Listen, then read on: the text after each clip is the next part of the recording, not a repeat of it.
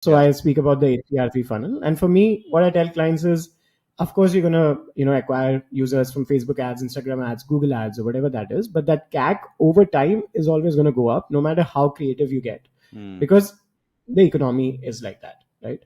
So the ad cost in general will go up. So no matter how many A/B tests you run, how many experiments, you can improve your own campaigns. But overall, the market is headed in that direction where CAC goes up over time. Yeah. So the only other thing that you can do is improve LTP. I mean, LTV. So if you ask a business owner, like, what are the only two things that, if you were to measure only two metrics, it's just CAC and LTV, no matter what business it is, right? So this is like generic to all businesses.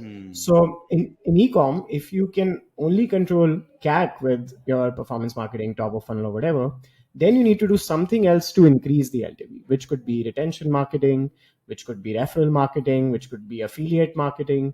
And those are the upsells and cross sells, right? Oh, wow. So Okay. the basic funnel that has to be set up to acquire customers is the main service.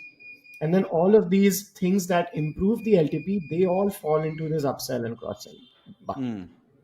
Right? Okay, got it. So this means like you have like a lead magnet, not I want to say lead magnet, like a tripwire offer. Like, I'll do the retention marketing for you, but then you A figure out, tripwire offer which costs $3,000. yeah, Yeah. yeah, that is only possible with an agency model. So yeah, Yeah, that's true. They have to be voluntarily willing to trip.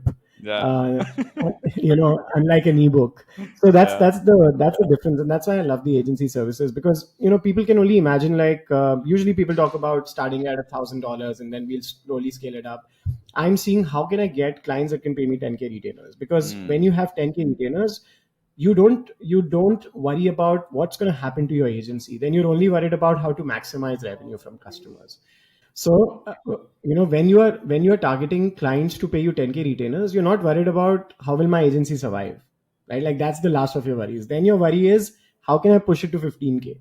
So I don't want to be in that situation where I'm worried about how does the agency survive. And there's data, if you look at the recent HubSpot study on agencies who have at least one 10K retainer are much more likely to succeed for the next 5 years to come yeah. than agencies who don't have a 10K retainer. It's just the magic number.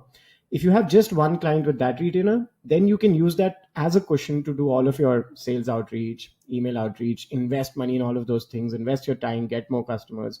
But that's where the magic is. But this is one of my favorite things with agency. Like, I love agency model more than a coaching model of doing things, because with Hmm. agency, I know for a fact if I just have 10 clients, and let's assume like a very simple number, let's say each client pays you 1 lakh.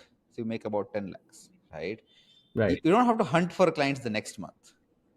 You don't have to, like, Correct. as long as you're doing a good job and you're taking care of their entire funnel, they won't fire you, or you don't have to look for another client. But with, let's say, other models of doing businesses, like say coaching, or let's say product based, you have to keep on hunting for people over and over again. Might as well do a service, Yeah. work with less clients and just make more money overall. Yeah. Right. I mean, obviously there are different pros and cons of each businesses, but I also feel that, doing an agency is what makes me valuable enough to run a coaching business, right? Because Yeah. that, I think it's true with your business as well. It's true with my business as well. People listen to us because we actually do that stuff for clients, Yeah. right? And not just talk about it. Because there are coaches who are coaching but not doing it on the other side. So Yes. they lack that real life, real business case scenarios, which we can literally, like, I can pull up a dashboard and say, here's how I spend $1,000 a day on this ecom client. This is what we are doing. That's where the value is, because we are taking Exactly. that from the agency. In fact, we have a common friend. I'm not going to name names, but we have a common friend who recently asked me, should I do the agency, or should I do, I think he asked you as well, or should I do coaching? And I was like, dude, do the agency until you're like 40, and then you can just build a coaching business, sit on Yeah. the beach, relax. But do the agency, get all your services in place, get your case studies in place. That's Yeah. what you're going to teach in the coaching business, right? I mean, what Exactly. else are you? Plus, Yeah. I think like